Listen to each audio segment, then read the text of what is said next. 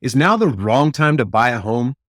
I'm getting asked this more and more these days. And as we are looking at the market, we've got multiple offers coming back. We've got interest rates going up and down. And I think a lot of people are just trying to figure out what's going on and is now the right time to buy? Should I wait? And I want to lay out a few facts here, a few things that we're seeing in the market.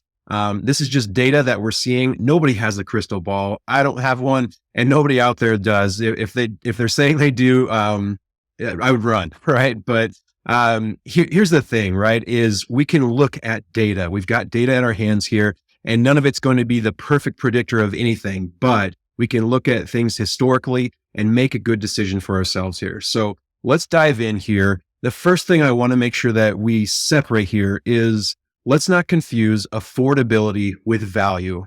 Some people are thinking, boy, is the market overvalued? And I think what they're more worried about is, can I actually afford something in this market? Which is a very, very good question, but it's more of something that you should be discussing with a trusted lender to find out what your options are and how much home you can afford. So that's something we'll get into a little bit later here. But let's dive into some of the facts around home pricing and what we're seeing, within the housing market. So, for those who just aren't up to date on what happens within the housing market, it all really comes down to supply and demand. There are other factors within all this, but to oversimplify this and really bring this down to something that we can grasp a little bit easier, it comes down to supply and demand. That's what basic economics tells us.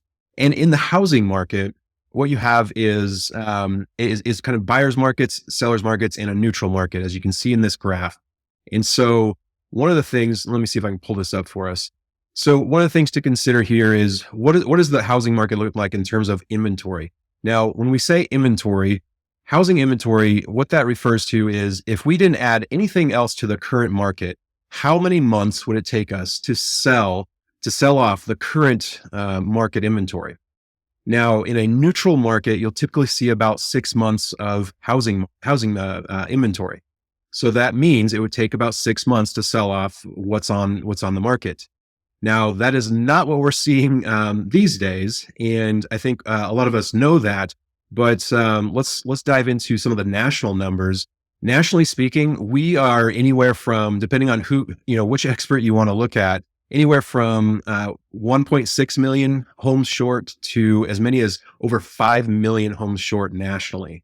And so that basically means that we're nowhere near a neutral market here. Sellers have the advantage right now, and it's tough for buyers, right? Because there is just more demand than we have homes on the market. Now, why is that?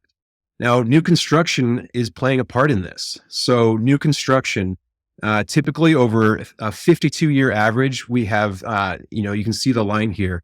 We've seen a certain number of new build units completed. Now, after 2008, builders, for appropriate reasons, pulled back and decided, hey, we've got to refigure some things. Some of them even went out of business, right? Because it was a tough sledding time then. So we've had 14 years straight of below 52-year averages in terms of new builds. They're starting to catch up, but we are still far, far behind in terms of being able to catch up what we would typically see from new builds. Some people say, well, with all of this, aren't there foreclosures and all of that adding to the market? And really, there's not. If you look at historical numbers with foreclosures, we are still near historic lows in terms of foreclosures. Now, why is that? Well, two reasons. People have very low interest rates locked in on a lot of homes, and they've also built up a lot of equity, and that gives them options to either sell, to potentially take out a HELOC, a home equity loan, different things like that. So they have different options other than going into foreclosure. And so we continue to see record low foreclosures here, even though they've stepped up over this past year. Now, that's all nationally speaking. What are we actually seeing here in the Denver metro area? And if we want to jump into this one, this is a current graph as of January, just last month here in 2023. And what you can see here is the month supply of homes here in the Denver metro area. Now, as we see back here, 2010 through 2011, we had a buyer's market. There was more than 6 months of inventory, of housing inventory in the market. But after 2011 and beyond, you can see that number just going down. And really, since about 2014, we have floated at or near 2 to 3 months, if not less, of inventory. January, our last reported number here, 1.5 months of inventory. And there's even neighborhoods here in town that can be measured in weeks. And so this is creating really a seller's market, which again makes it challenging for buyers, not impossible, but we just got to know what's happening here. And really the ultimate question is, are homes overvalued? And it comes back to that supply and demand. There's just no supply here.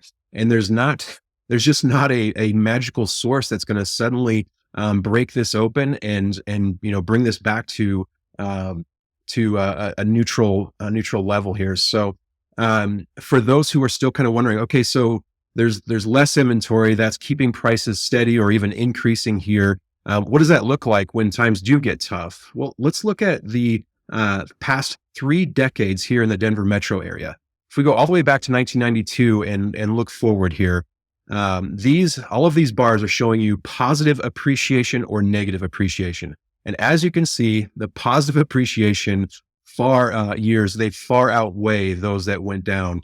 So where did they go down to with our last real large and one of the historically biggest recessions that we've seen?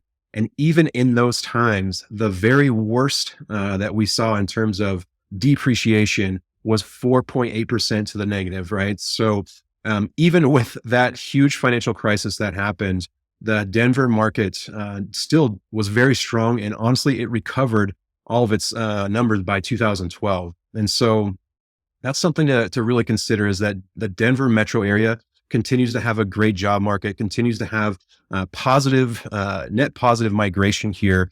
And it's just, it's keeping prices going up here. And everything that we're seeing data wise would suggest that it's going to continue to increase. So now the next big question is, what about interest rates? And while interest rates are really more of a discussion with a trusted lender, I think the biggest key that I can give you is to not focus on rates. Stop focusing on the interest rates that you're paying and just focus on the payment that you can afford. Having a good consultation with a trusted lender can really open up your eyes in terms of what's possible. I think some people are worried about, well, I don't have 20% to put down. You don't have to put 20% down. Well, I can't afford it if I don't put 20% down. You may be able to. That's, again, a discussion to have with your lender, but it's one that you should have if you're at all interested in this, in buying a home in this market. Because by focusing on the right things, focusing on, all right, what would my payment be? Can I afford that? Is this something that I want to do? That's how you make these decisions and move forward. And that's where, again, a trusted lender can give you so many different options and resources to ensure that you're making a good decision. And ultimately, if you buy at a higher rate right now, and you notice that there's a lower rate later in the future, you can talk with that trusted lender again. And more than likely, you'll have to confirm this with them on your circumstances, but more than likely, you'll be able to refinance that rate down to current levels. So that's always something to keep in mind, is that when you buy a home, you are not locked into that rate forever. And so you've always got options there. So hopefully that helps as far as what we're seeing in the market currently. What we see as far as, is now a good time, a bad time? Ultimately that's a decision for you. But I would love to help in that consultation. Really, the next steps here are, if you're trying to decide if buying a home is right for you, is first, I want you to consult with a trusted lender. And if you don't have one, reach out to me. I'm happy to introduce you to 1, 2, or 3 lenders that I know well, that I've worked with, and I trust them to take care of people.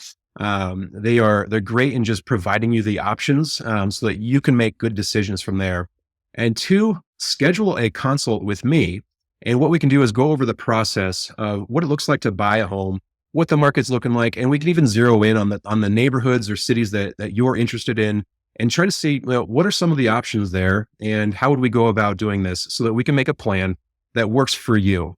So hopefully this has been of help. If you have questions, please reach out to me. My number is 303-997-0634. It's super easy. Give me a call, shoot me a text. I'm happy to discuss any of this with you. And I hope this helps. And I bid you the best of luck in your home search.